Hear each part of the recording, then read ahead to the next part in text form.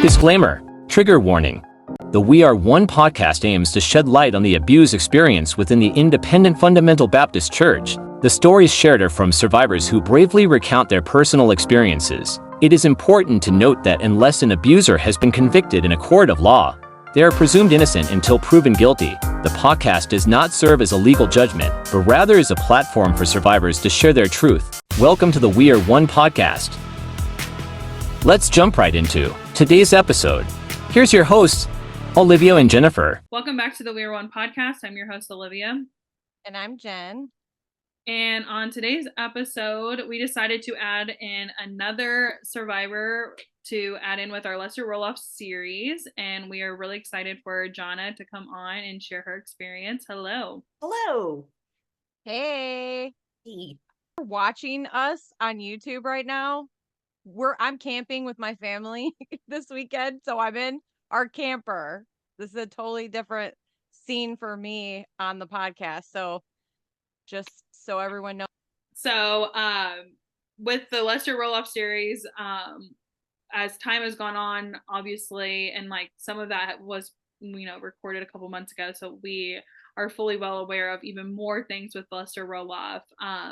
And we were able to, meet you. And then when we found out that you were tied in with it, I was like, okay, we have to get you on here. So surprise, there's going to be another survivor on. So how did you get, so where did you get sent to and what age? Yes. So I was at Happiness Hill Christian Home and Academy in Union, Mississippi. The directors or founders were Raymond and Kay Palmer, and they were the last directors, or I don't know what their title technically was, of Rebecca Home on the farm. They, after the whole shutdown, when the kids moved to Trailer Row, the ones that hadn't been picked up, they were one of the trailers that the girls were at. They referred to that as the Palmer home. And then David and Evelyn Dye he was the principal of the school on the farm. So some of the girls also went to his trailer, and that was called the Dye home.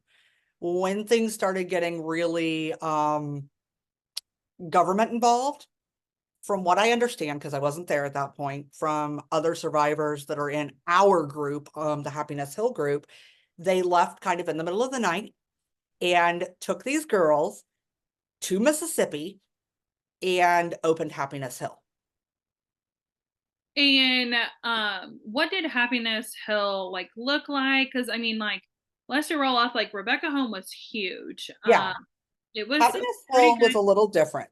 Okay. I have a picture. I brought props, and this was an album that we made because, it was really important for us to learn how to make padded frilly albums out of binders. And that was definitely a life skill I've used so much. Never. Okay, I have a question. Yeah. The ultimate question is, a true IFB, or did you have a Bible cover to match? I did have a Bible cover. It did not match. I got one of those fabric Bible covers. This was something I actually was thinking about bringing up in this podcast. So side note here, before I show you Happiness Hill, weirdest thing to me now as a non-fundie and an adult reflecting, why did we have pastors sign our Bibles like rock stars? What is that part about? Girl, I have brought this up. I brought this up on another episode. Totally. Okay. See, I haven't listened to every episode yet, so I haven't gotten there yet, but it hasn't came out. Weird. It hasn't came out. We actually touched base on this later in season 2. It has okay. You have not heard that yet. Okay. But actually, since you're bringing it up, and I was just thinking about that the other day. Literally, hold on. So I meant to get mine out of a box, but it's still. I don't use this Bible anymore, but boom. Yeah. Boom. Who is it? Dean Herring, that was at camp. I don't know this name. I can't read his handwriting. Never heard of him. And then the other one I don't know. But then I love though that they add a Bible verse underneath their name. Yep. Oh yes. Psalm 91:1 for Dean Herring. Let's look that up. We're going down this path now. I love it. Sorry for my rabbit trail. ADHD in full force Hey, today. I love rabbit trails. 90. They make things more interesting. Right? 91:1. He that dwelleth in the secret place of the Most High shall abide under the shadow of the Almighty. Very encouraging. Thank you, Dean Herring. Pastors are very familiar with secret places. I have my one that I had all the way through Happiness Hill because it's not like we went shopping, but we'll get into that. But speaking of Happiness Hill, so it was a little different, and sorry for the glaring. It was some kind of orphanage or group home. And so it was a 2-story house with a walkout basement, so kind of technically 3 stories. First floor had 2 halls. So you walked into a living room. There was a hall to the left with 3 bedrooms and a bathroom on it. On the other side of the wall from the living room was the dining room for all the girls, a kitchen, like industrial kind of kitchen, and then another hall, which had 2 more bedrooms, a bathroom, and Brother Palmer's office. Through the dining room to the right, there was a little shelf that was our library. My bookshelves, one has more books on it than that library did. Okay. Like it hot mess. There was a locked room, like supply closet with medications in it that we never had access to. There were stairs going up. At the top of the stairs was a locked alarmed door. Before we leave the downstairs, there was another door to the right of the stairs that went into the Palmer's living quarters, also locked, and a laundry room off to the right. Upstairs, there were 3 bedrooms, a dorm parent bedroom, and 2 bathrooms. Each bedroom had 4 beds in it, like 2 sets of bunk beds, a closet, small little closet, and there were dormer windows. So there was a bed in the dormer window as well. And that was like the ultimate. If you were an upstairs girl, it was privacy. Like you didn't live with anyone else. You just shared a closet. Dormer window was like, you've arrived. If you lived downstairs, you were a trusted girl.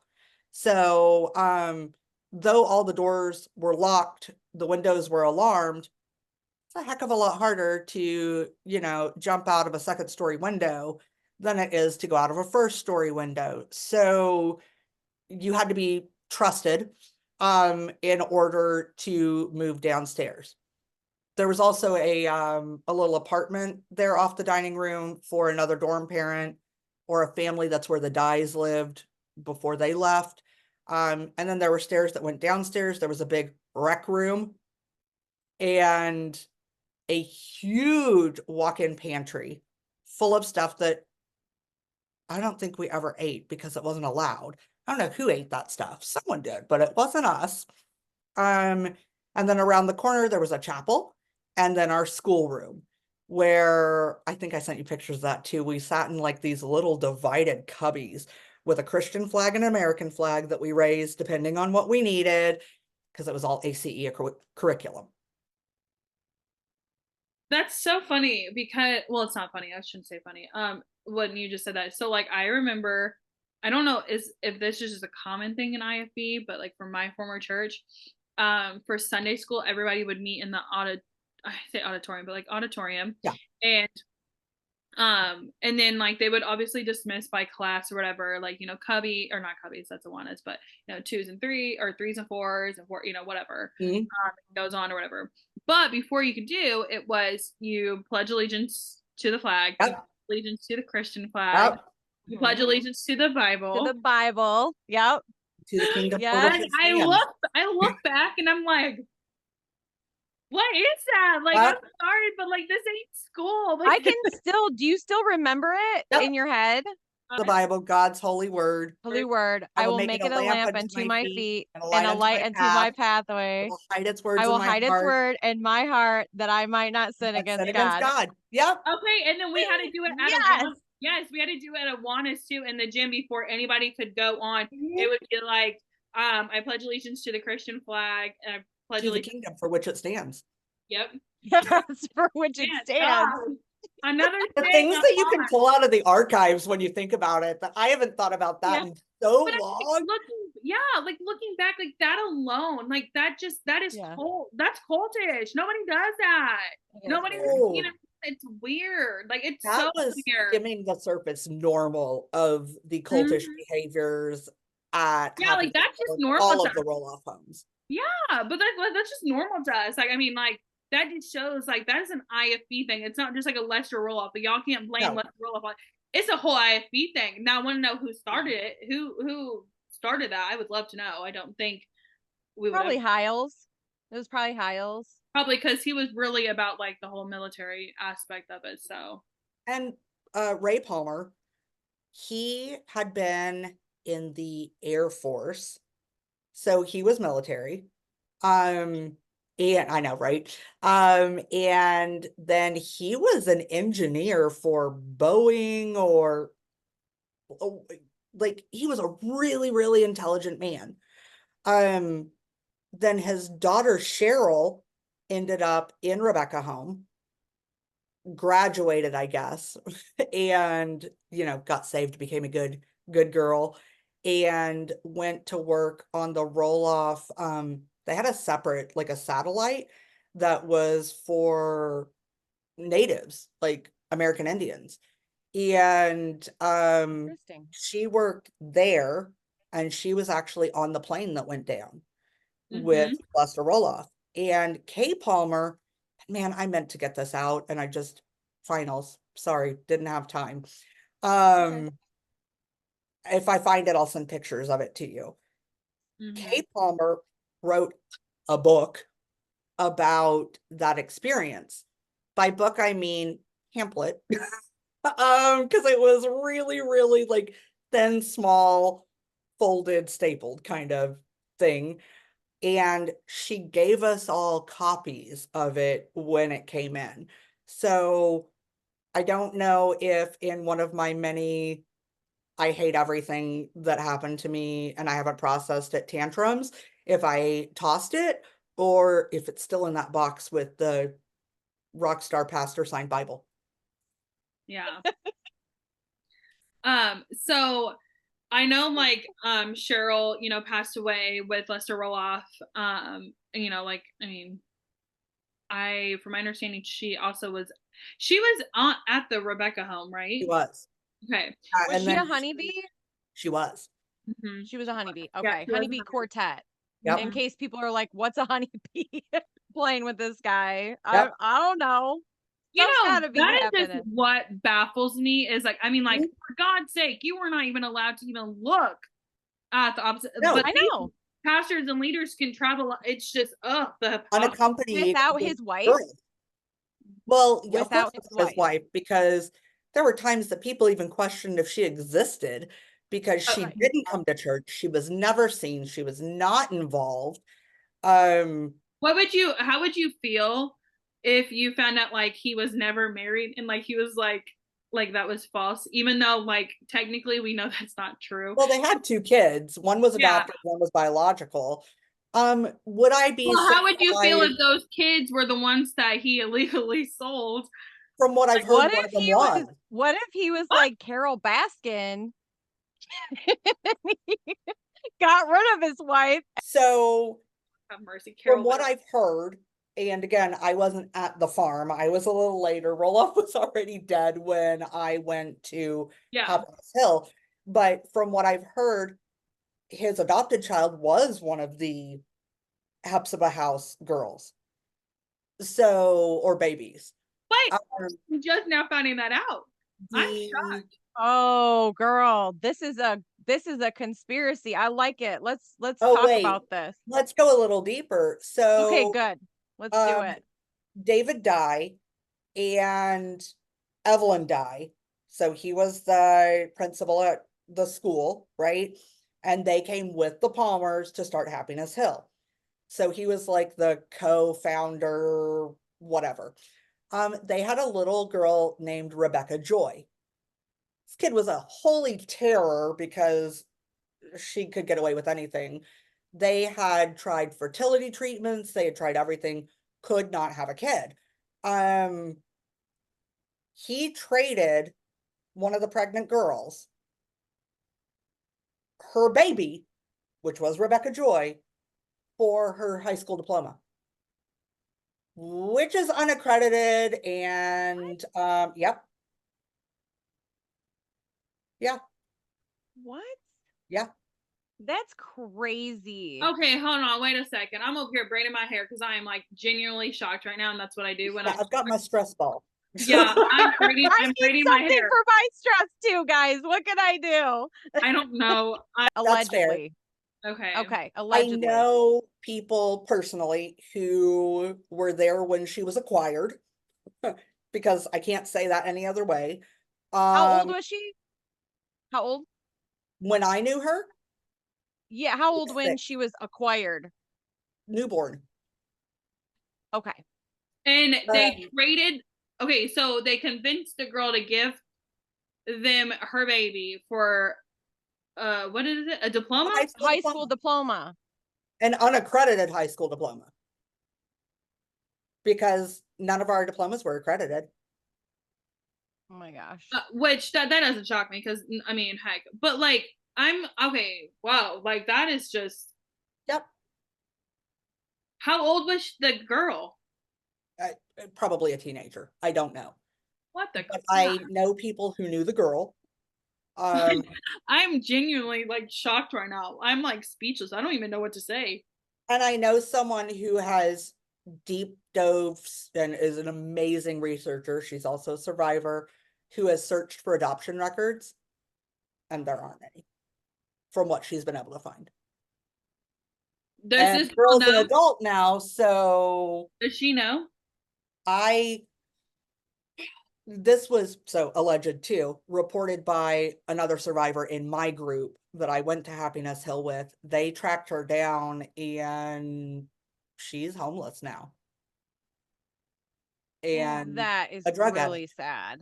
Yeah. So I'm from my learnings for what I'm going to school for, which is psych, that would throw anyone off the deep end if they found out.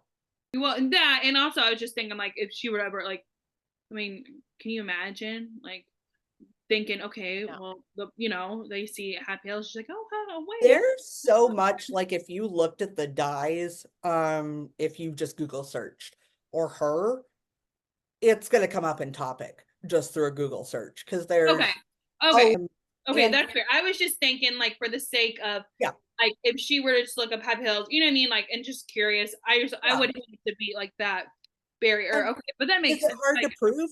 Absolutely. How in the world would you go back when there are no legal adoption records? Yeah, and you know, I'm an adopted child.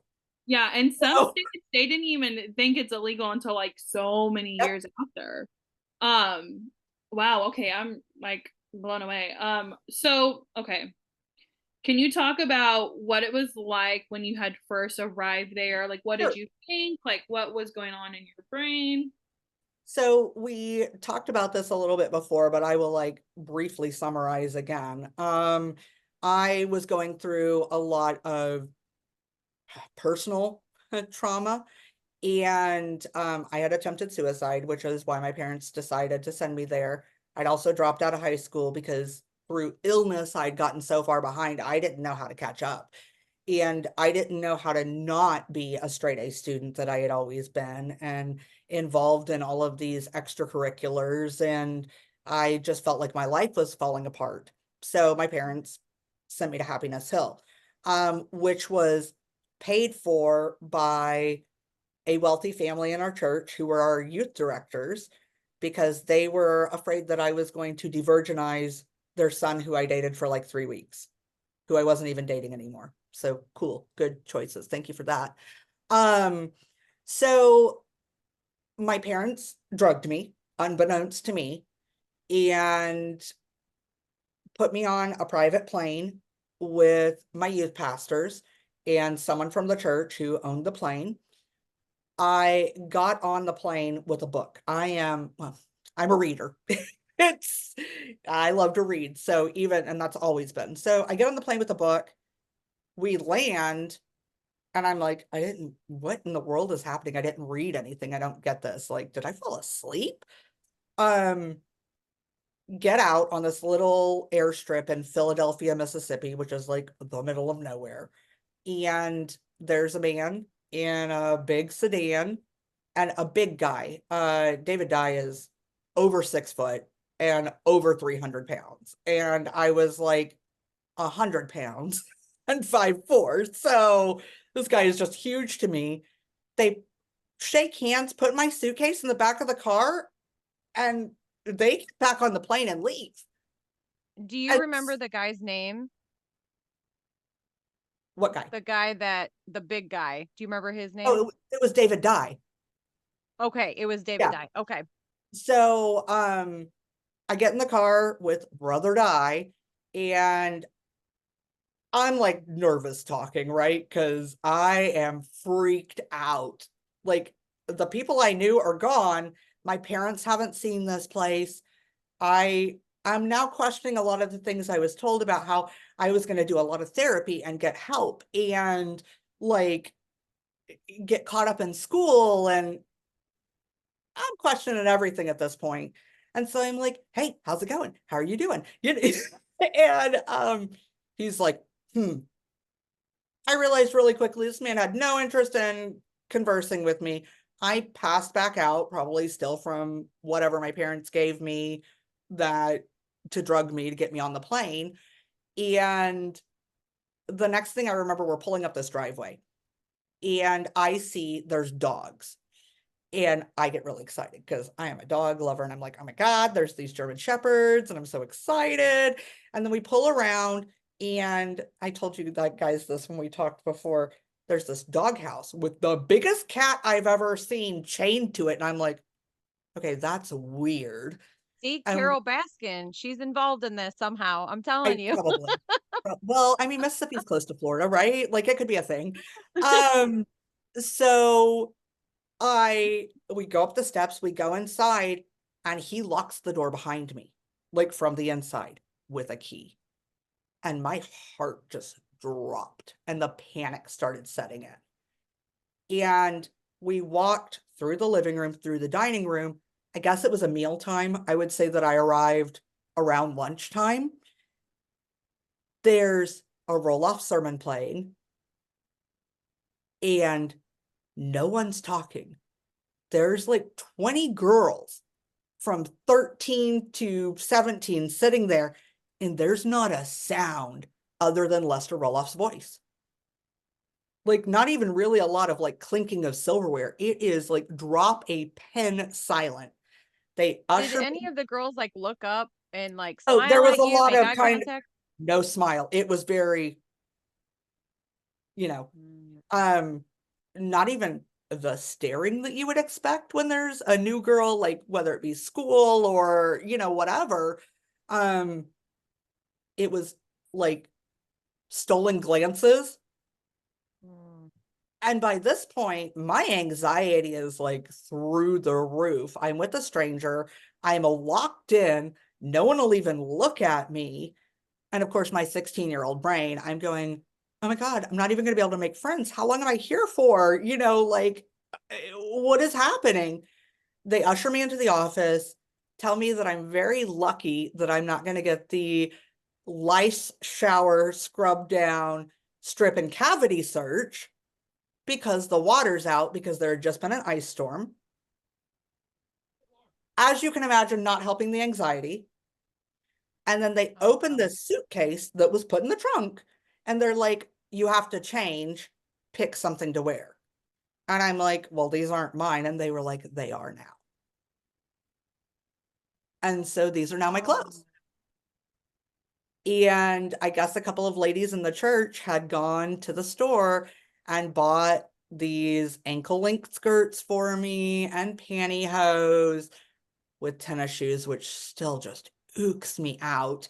Yeah, And can we just talk about that for 1 second? That trend needs to go away, guys. I mean, we were pretty traumatized by that look when we were growing up in the IFB, and for some reason, it's like fashion now. like flashbacks to that. So Oh yeah, that's how I feel every time I go to Target. I'm over seeing these denim skirts. I'm over I it. know. Every time it does Hill that. was so strict, we weren't allowed to wear denim skirts. Why? Because it like was because like the It was jeans. too close. That's how some. But wait a minute. Some of Wait a them. minute. Some of Didn't them look at that though. Yeah, but what didn't I know what you're saying though, because I do remember people in the IFB who are against denim, but didn't Hiles write a book called Blue Denim and Lace? Boom. That just made me think of slips, which we had to wear also. Pantyhose, slips. Pantyhose, yeah. I was melting constantly. And so I had to pick something out of this suitcase of BS, and I went to a Christian school before I went. None of my Christian school, IFB Christian school, clothes were even appropriate for Happiness Hill. So this is like stuff I've never seen before, and I'm not okay with any of it, and I'm confused, and I'm still drugged. So this is all just like, I can't even process what was happening. They then introduced me to my room captain. So there was one girl, trusted girl, in charge of each room who shows you the ropes. For the first month, you are not allowed to talk to anyone outside of your room, so it can be highly monitored. You're only allowed to talk in common spaces. And so like once you hit the stairs, you can't talk. Once you hit the hall, you can't talk. So she reads me these rules. It's like one single piece of paper. God, I wish one of us still had a copy of that, but no one does. It's a bummer.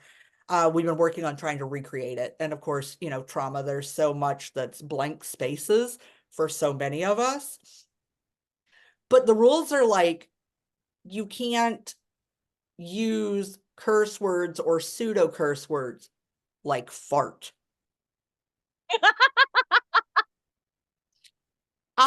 There's a point where like, I think this girl's joking.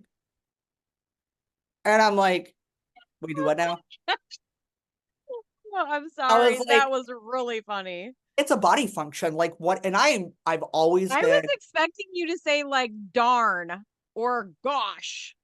no, those of course were not allowed either, but fart.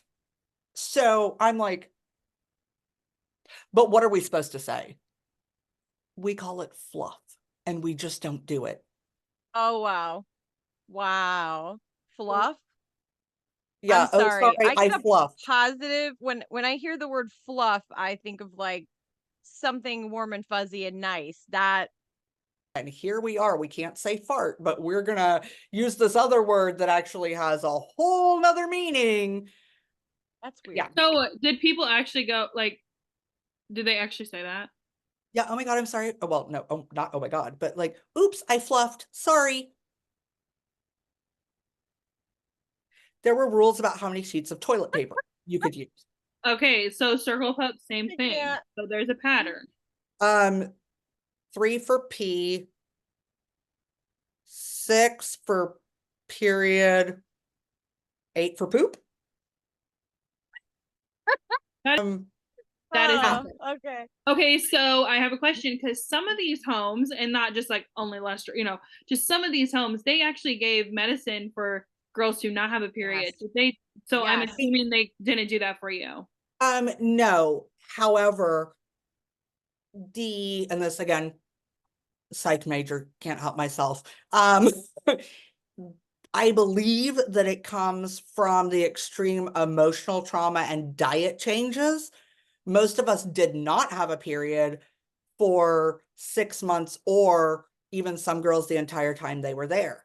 You think about, we went from eating, I don't know, Kraft macaroni and cheese at McDonald's or whatever, to these high carb, dense, like home cooked, super Southern meals.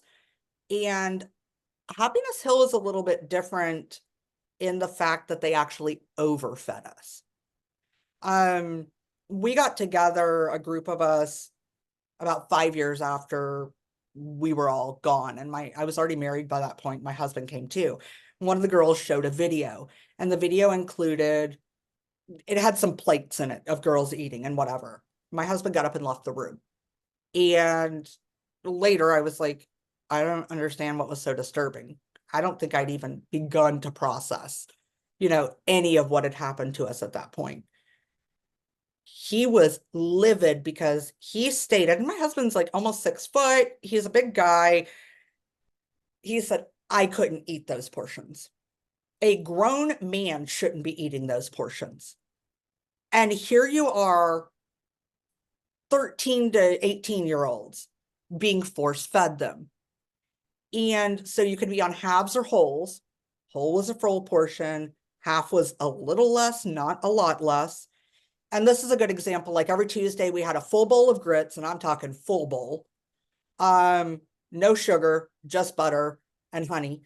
An orange, a boiled egg, and a glass of milk. First of all, this girl's lactose sensitive, not okay in any way, shape, or form. If you did not eat it, you received it back for the next meal with that meal. If you did not eat it, you received that back for the next meal with that meal. If you vomited, you ate that too. Yeah, I mean, there's quite a few patterns of the eating. Either you hear the stories of like people who got small portions, or they're overfed, or the eating your vomit type of thing, or type of, like, there's a huge pattern of all of this. And we were told that because we would gain weight quickly, right? Like it just happened. I gained like 50 pounds while I was there in a few months. Wow. And literally Mrs. Palmer looked at me and said, well, you can't be promiscuous anymore because no one will want you now that you're fat. Oh my gosh. Wow. That's terrible. And that's something else that we cover later on in this season, is just the diabolical comments about women's weight, and like that, and that equals to their worth. Like, that's so not true at all. And what's crazy is that gluttony is a sin. So you're literally getting these girls, bigger and gaining weight, but that's a sin. Like, honestly, no joke, every single person who was like extremely overweight in my former church, I never took serious, like when they gave advice. So I'm thinking, you can't tell me that I'm sinful when you're literally about to stick to that chair on stage. So goodbye.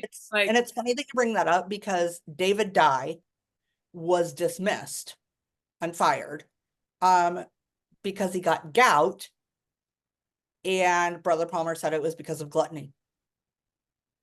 Wow. So he was overweight. He was big man. Okay, so he was obese, which is funny because a lot of these IFB people are like legit obese. Well, yeah, because what do Baptists do? When we fellowship, we eat. They eat. Everything's a potluck. They eat and they gossip. Those are their two vices, I think. Plus, and then if you want to add like, pornography and stuff like that, the men, a lot of them have that addiction as well. But interesting. And then Debbie, they don't drink alcohol and they don't smoke, guys, so it's okay because they don't drink or smoke, right? But they do everything else. It's okay. And here I am now, like super healthy weight. Don't look at me while I vape real quick because it's so stressful.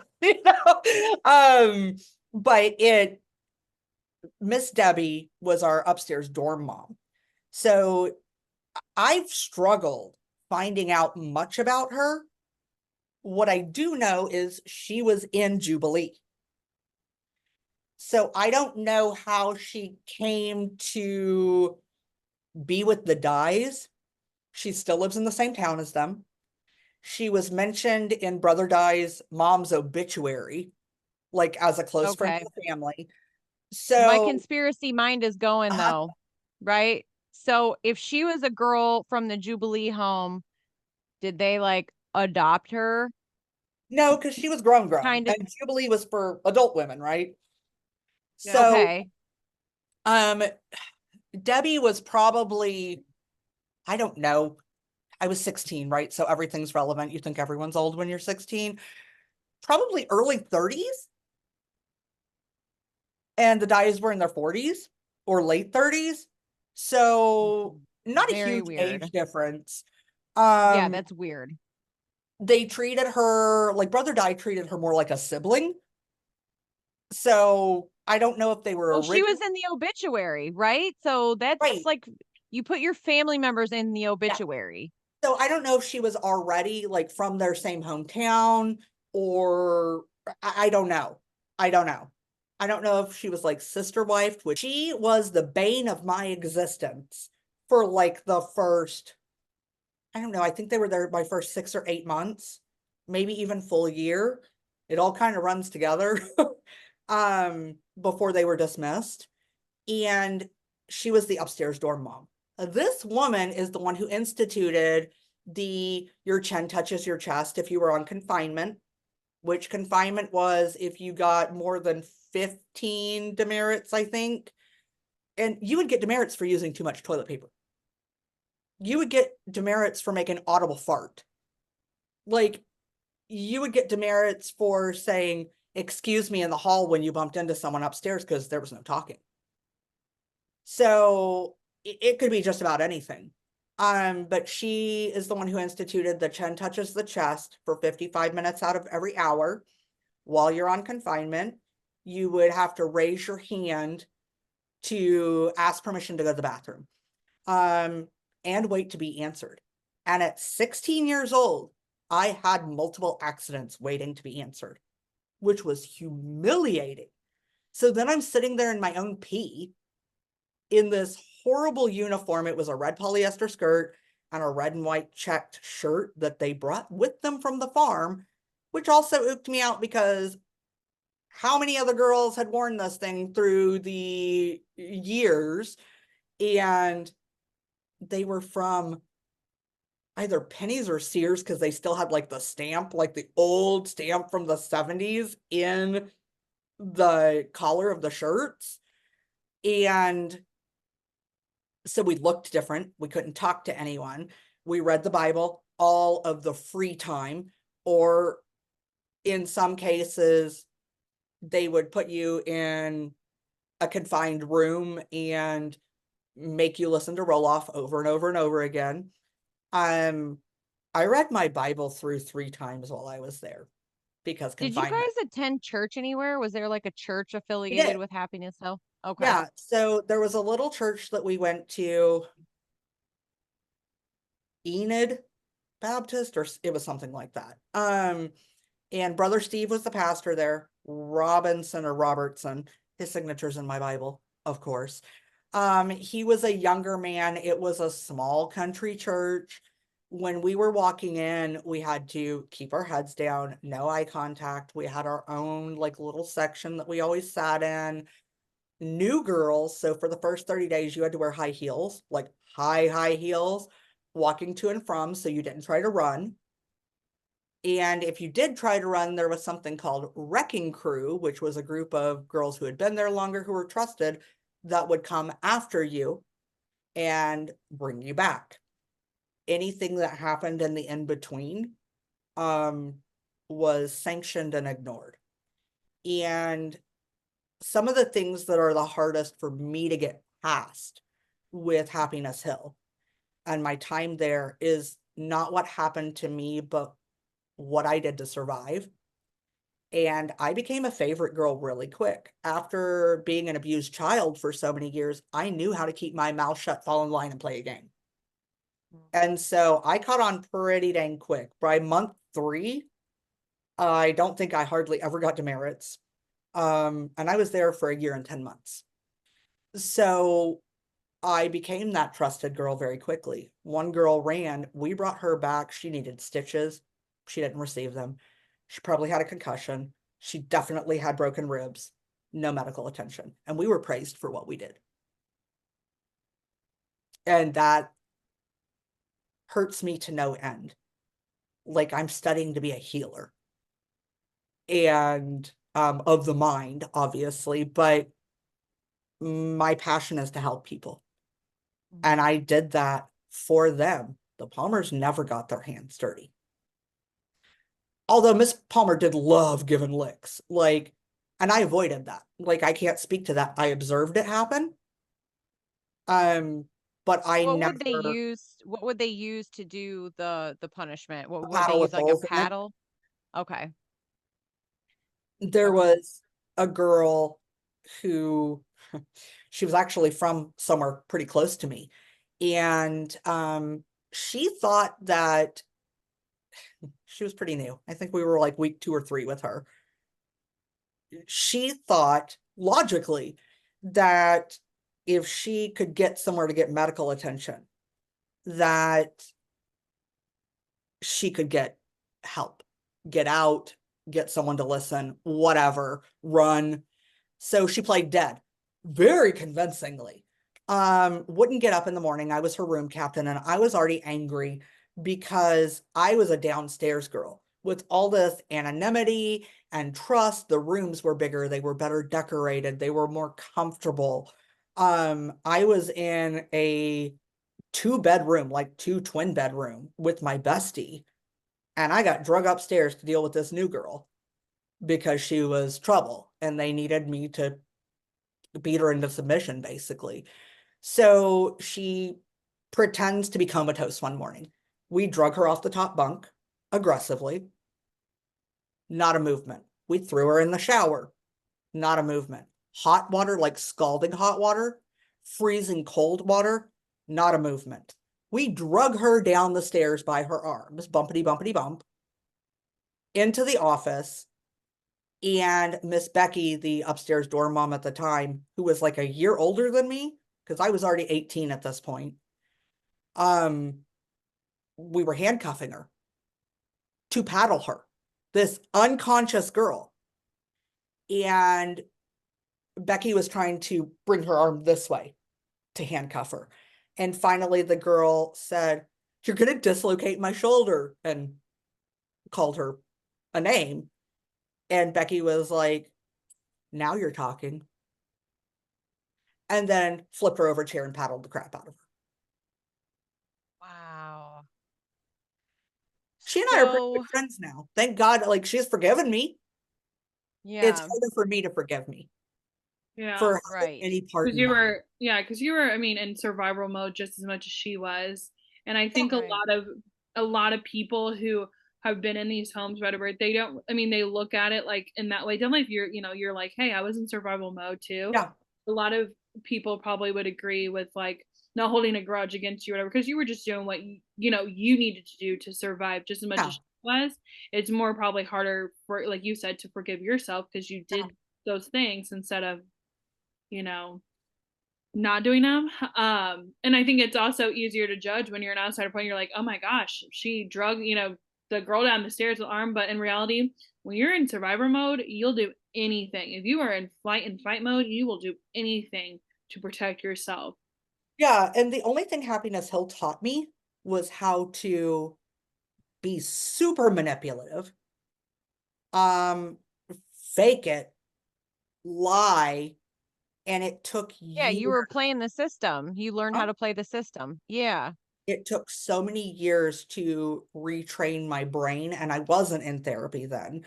And we didn't have the resources that we have now, like talking about like 97, 98, 99. Like the internet wasn't a thing in individuals' homes. That my husband would like come home and be like, "Hey, what'd you have for lunch?" And I'd be like, "A sandwich," knowing that I just ate a salad. And in my head, I'd be like, haha, just kidding. I had a salad. So like I became the just kidding girl. I bet people who knew me during that like 5 years post Happiness Hill would say that that was my key phrase that I used, because I said it so much to try to correct whatever I had just fallen out of my mouth for no reason. I didn't even understand why I was saying it. And I did correct the behavior. Like was able to do that. But my God, it took years of deprogramming and retraining myself with no resources just to be able to have a normal conversation without accidentally lying. And Yeah. So that's let's talk about terrifying. that. Let's actually go down that road. Sure. So after you left Happiness Hill, and then now you are, tell everybody like what you do now and kind of how, like your healing process, Yeah. what that path that you So, took. I have a bachelor's in business, and I was corporate retail for forever, and retail's falling apart. So, I actually am a full-time student right now, and I'm getting my psychiatric mental health nurse practitioner degree. Still working on my BSN right now, but that is goals. And I want to be able to help other survivors. But before I started on this big path of like all this memory that has come up and really healing from it after watching the program that just brought everything to the surface for me, I was diagnosed with ADHD and CPTSD, which is complex traumatic post-traumatic stress syndrome. I have depression issues. I have super anxiety. And I learned that 70% of women with ADHD are misdiagnosed as bipolar. So they're mismedicated and mistreated. And that's what actually pushed me into this field, because as a child, I had been diagnosed as manic depressive, which is what we now call it, bipolar. And it never fit because I don't have highs. There's no manic episodes here.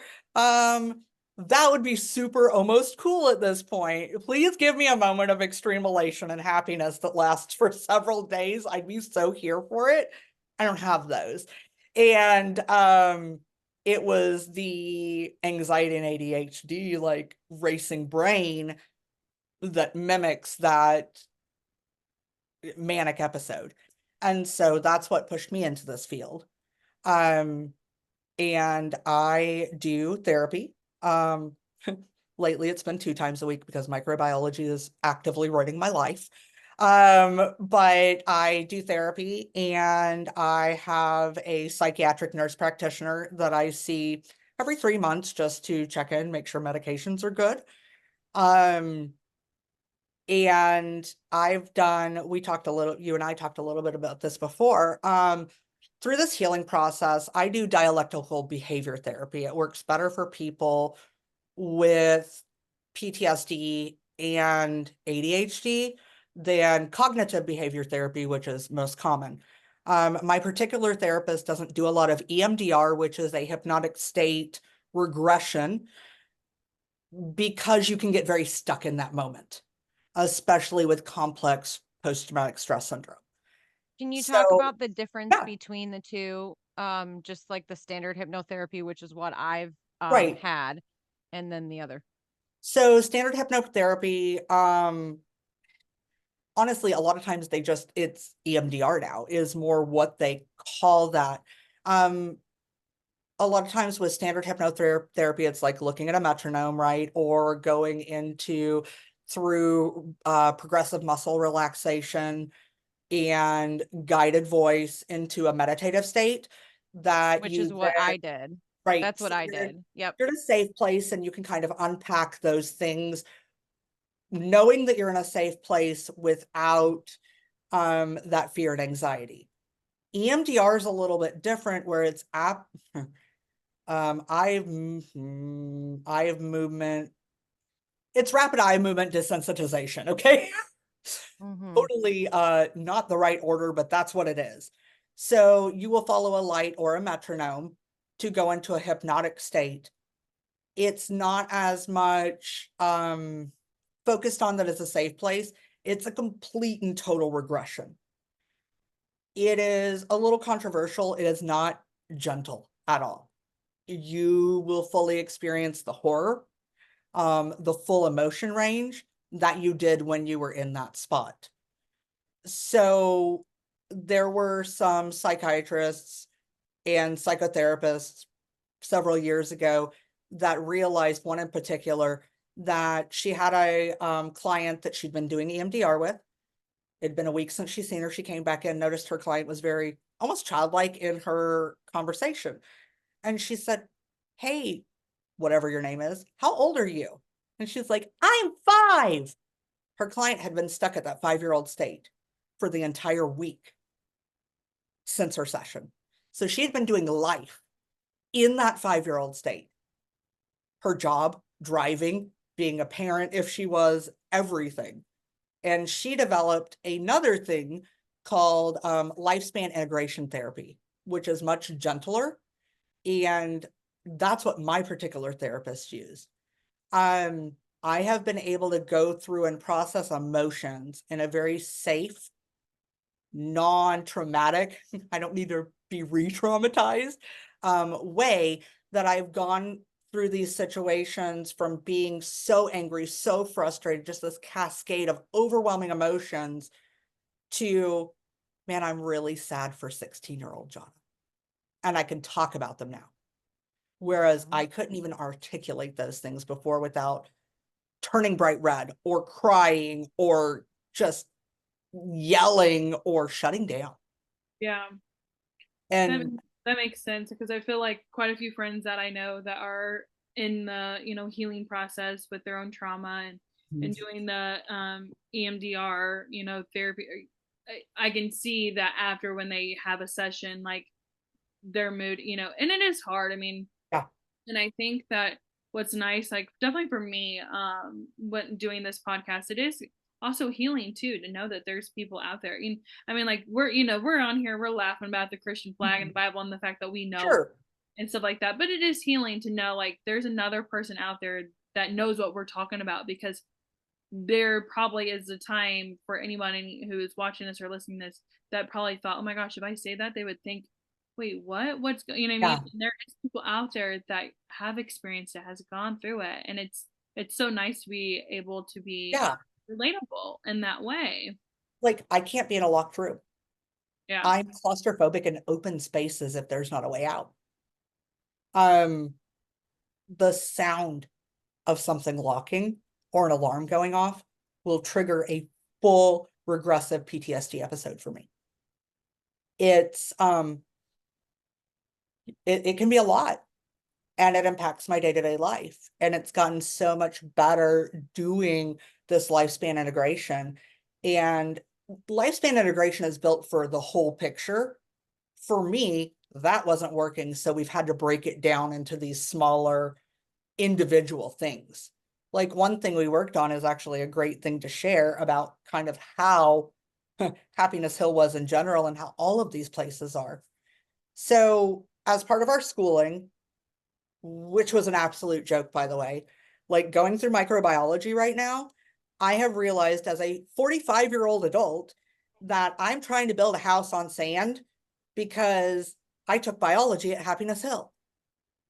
And I can tell you about how the Fibonacci sequence repeats in nature, showing God's divine plan. I don't know anything about cellular respiration, okay? Like, this is like, it's still killing me. It's still impacting me at 45. But we did Bible class and we did Bible memo. You were talking about chanting earlier about the pledges. This is how we set Bible memo. Like, we memorized stuff. Like, I know chapters of the Bible still. And we said it like this: I will lift up mine eyes unto the hills from whence cometh my hope. My hope. Okay, that doesn't sound very hopeful, y'all. Like, there's no, it was just chanting and this deadpan, no robots, like emotion. legit robots. 100%. Yeah. So we had that, but we also had Bible class. And Brother Palmer did a full week on, oh, come on, John, bring it out. On like self-awareness and self-image and self-esteem. And we took notes, right? Which I don't even know how we got graded in this class, because That really surprises me that they even had a class about that, because you're taught you're not allowed to have self-esteem. books. Okay, it's coming. It's coming. That's why I had to do like lifespan integration about this. So a whole week, I am like taking notes. I have never been so seen, heard, understood, validated in my life. Following Monday, Brother Palmer gets up and smiles sweetly and says, I want you to find every note you took from last week. We're all like, okay, rip it out. Now rip it into pieces, because your self-image, your self-esteem, that's of the world. It all comes from God and nothing else matters. That broke me. Yeah. And Yeah. it was something Which that is I why just a lot of talk about. people, yeah. So, which is why a lot of people have image problems. They have, problems with their self-confidence. They have problems with their inner voice, which is, now if you're listening to this and you're still stuck in the IFB, that doesn't mean inner voice. We're not talking about Holy Spirit, and we're also not talking about demons. We're talking about your self-talk, what you Mhm. say to yourself, because everyone has a self-talk. And when you're in that and you're told, like, you have to deny yourself and you're not worthy of anything, and I'm sorry, can I just say, if you are a Christian and you have been redeemed by the blood of Jesus Christ and he has paid for your sin on the cross, you are a joint heir with him. You are worthy. You're royalty. So, yes, you are worthy. I'm sorry. And you know what?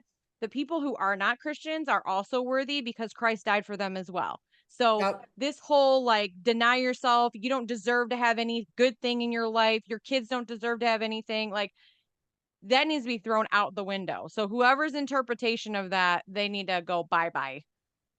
Yeah. And that gets into like Jerry Falwell and his like wealth talk. Prosperity gospel. There you Well, go. that's a different thing. That's like Yeah, the opposite. That's the but opposite. it Like still feels the same. If you're you're not in worthy, so God's you deserve to will, be like a rich person. yeah. But they teach if you're not in God's will, that's why you're struggling, Mm-hmm. Oh which is yeah. kind of And the it's same so thing. crazy how they know what God's will is for your life. I can't tell you how many times I heard that from just, people that I know. Same. It's just like, Yeah. no. Yeah. Or like I'll be talking with somebody and they'll say, well, like I went to pastor, and he told me that if we move away and buy the land and we can't make it out every time the doors are open, like I'm out of God's will, so we're just going to stay and we're going to revisit things. Oh, I'm thinking, no, yeah. that's the manipulation, that's the cult. Like that's where they care Yes. about numbers, they care about your tithing, they don't care about you, because I promise you, Right. once you leave, Yeah. ghost town, nobody will Hmm. call you, nobody will Yeah. contact you. It's very rare, That's true. very rare. Like you're better than someone, or God's will for someone, like you are literally a lunatic. Yeah. You're Who am I to Yes. perceive to know the mind of God? right. Like Right. I cannot imagine. Yeah. I cannot imagine looking at someone, because this has happened to me too, and I've talked about this.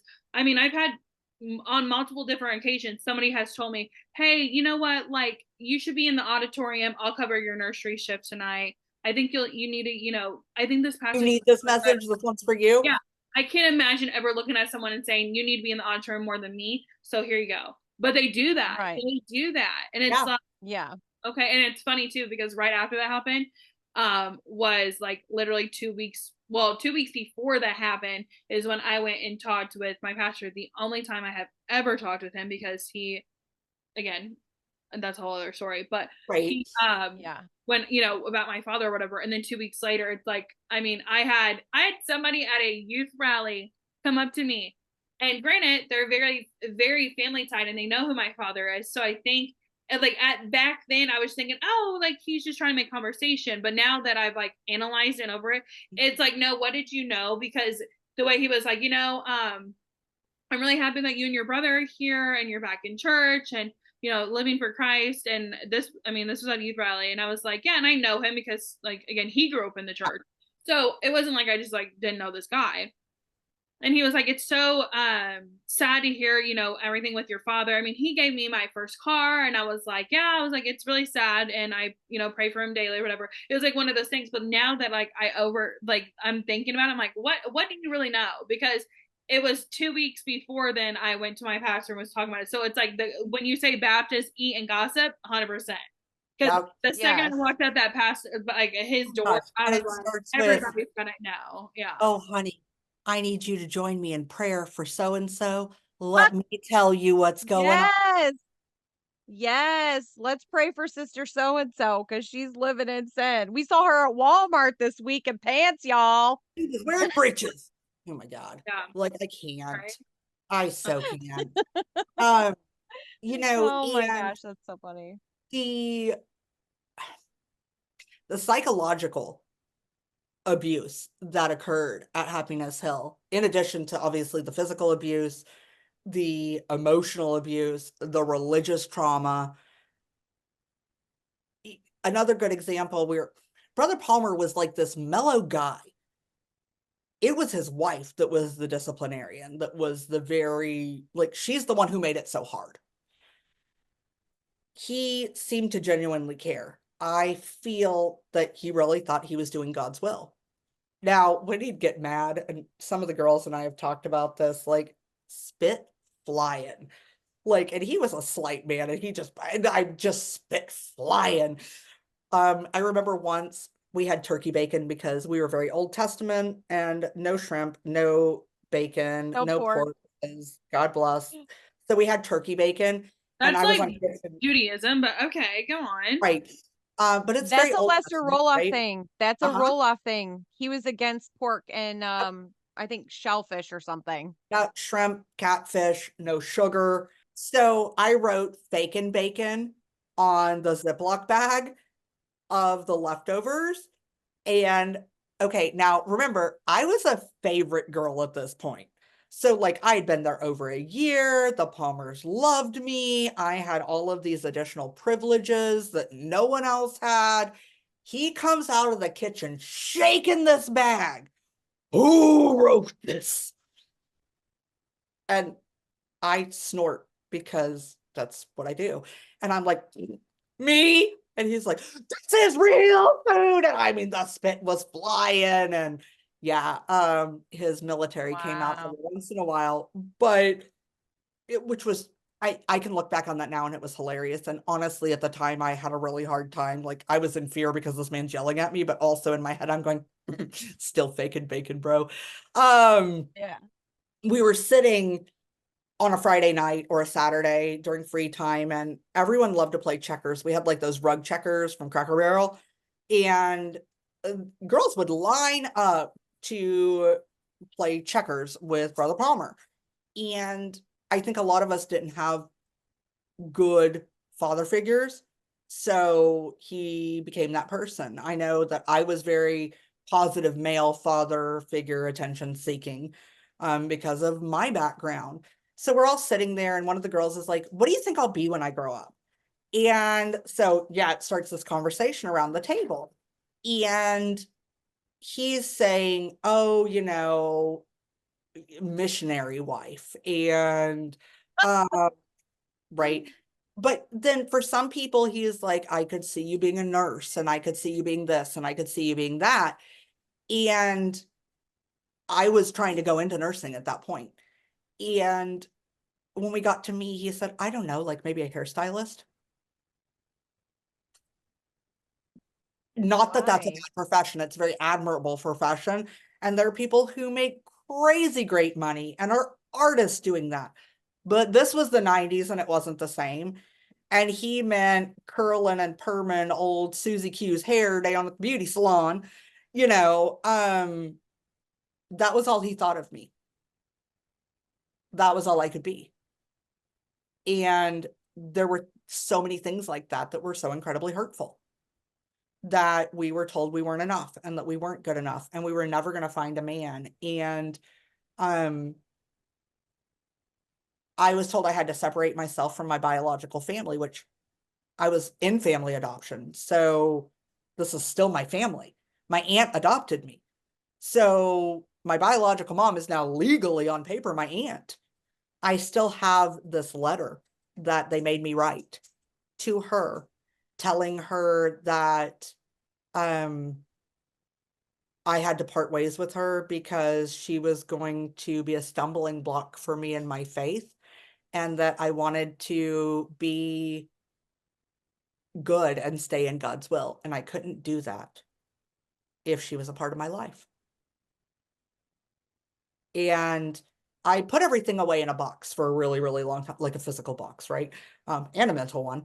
And I just dug those out in like March of this year. And I sat down with my husband and we read. I have the letters from my parents for the entire last year of me being there. And then this one random letter for no apparent reason. Obviously, it never made it to mom. But I was horrified. My husband was horrified.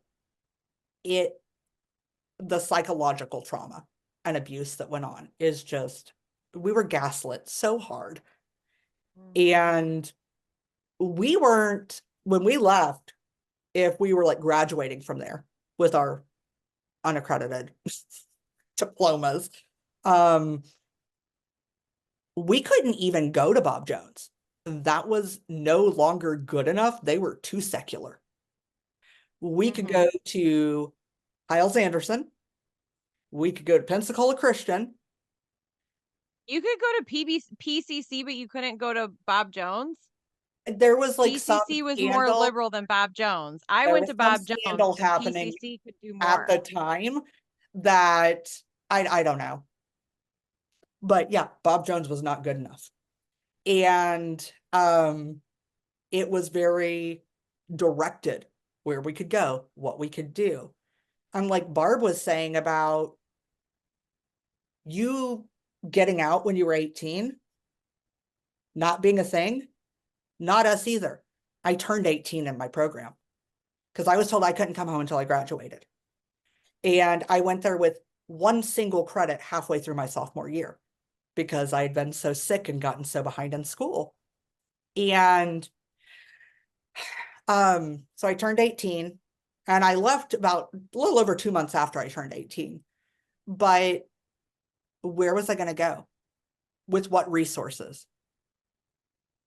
I could have walked out the door. We were miles from anything. I had no money. I didn't even have a quarter for a payphone.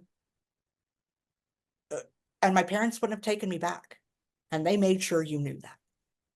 And while you were where did you go? I didn't go anywhere. I stayed. I had to. But eventually you left. I'm saying like after because I graduated. Where did you go? I went back home because I graduated. So I was accepted now. Okay. So you didn't go to like Hiles or PCC or anything. No, I actually got a full scholarship to Pensacola Christian. And got engaged instead. And didn't do that. So it was probably a blessing in disguise. I mean, honestly though. Yeah, so everything was directed, and like Barb was saying, we did home ec. We actually didn't do cooking, but we had kitchen duty, which was crazy. We did a lot of cleaning. We scrubbed that kitchen and dining room floor on our hands and knees on Saturday. I have a question. Did you deal with any bugs like roaches? We had the great centipede invasion. Oh no, that's my bugaboo, centipedes. I can't do it. The great centipede invasion of 1997 was a mood, and I will never forget the smell of them getting vacuumed up. Yeah. Oh, yeah, that's not good. Yeah, what okay. No. But we didn't, I mean, it was clean because we cleaned it. Like, we got up every morning, I still see you like dying from the centipedes. Like, yeah, I can't do centipedes. We came down, did breakfast in our everyday clothes, did our cleaning chore, got dressed for school, went to school, had lunch break, went back and did Bible memo and chapel, went up, got out of our school clothes back into our regular clothes, had dinner, had chapel, and then went to bed. I mean, that was like about it. That was our day. Yeah. So can you kind of like I mean, to like wrap up the episode and stuff like that, what would you say to someone who is, you know, a survivor of these homes, going through their own healing trauma, you know, path to, you know, let them understand like what happened to them or whatever, because I know like you're getting your degree and you're going to school. What would you tell them if somebody's like, you know, stumbled upon this and they're just like, I'm stuck, I don't know Yeah. what to do, I want to get better for my future and stuff like that? What would you tell them? I need to send you guys so you can link it. There are so many resources for us as survivors. There is even a legal program of pro bono lawyers that help survivors of TTIs. There are therapists out there that will help. I would say that the first step is accepting that this has happened, it is not happening, and talk about it. Whether it's your best friend or your significant other or a therapist, start talking about it. You've got to unpack it before you can deal with it. And that took me a really, really long time. The more you talk about it, the easier it becomes. A good therapist is going to be key in that. A consistent therapist, not like BetterHelp where you get a new person every freaking week, like someone who you can build a relationship with, because there's got to be trust there. And there's a great subreddit called Troubled Teens. There are, I think, 10,000 of us on there. It is very active and selective. The moderators will boot out with no questions people who are pro TTI. You'll find your people. Yeah. Guaranteed that no matter where you were, there's a Facebook group for it. Join it.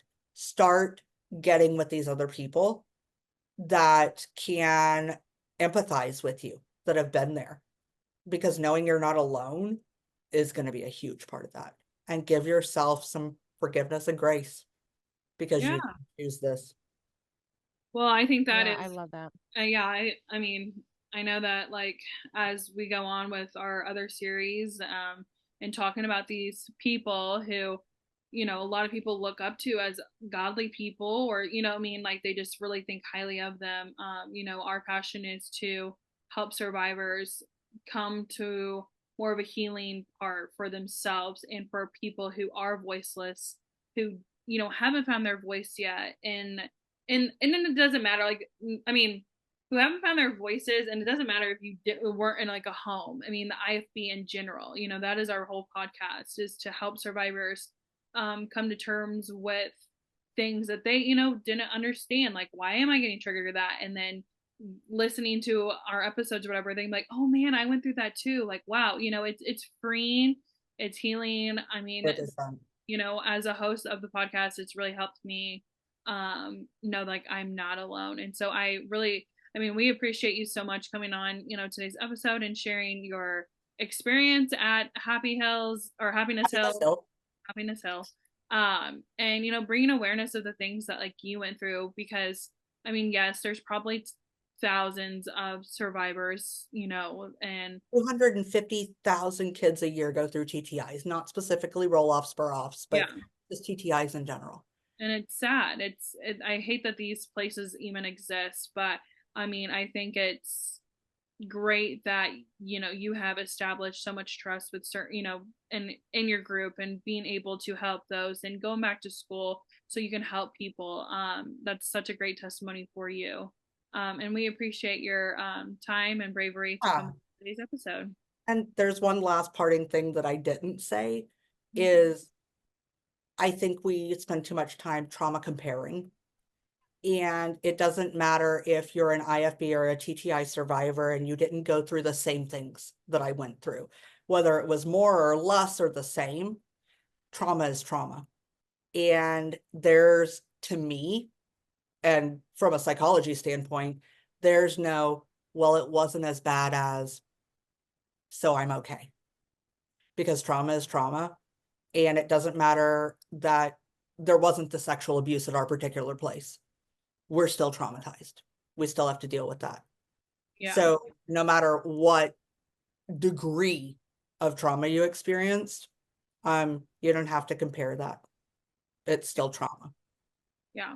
And that's, I mean, that's what I kind of said on season 1 and throughout, like when I talk with people, and they're like, well, it didn't happen to me, but then they can relate on the spiritual abuse or the other things. It's like, okay, yeah, just because you didn't go through that, or like, you weren't, molested by a deacon, or you weren't, you didn't have to do that, but you had to go into the attic to change your clothes because they were too tight, because how dare you have boobs and stuff like that does something to somebody's brain. Like, trauma is trauma. And so I think that's such a great reminder to not compare your trauma, and that everybody has a voice, everybody matters, and your voice matters. And we are so thankful to have people like you who are willing to come on and share their experience and bring awareness, because at the end of the day, that's what we are here for, is just to continue bringing awareness and helping those who are voiceless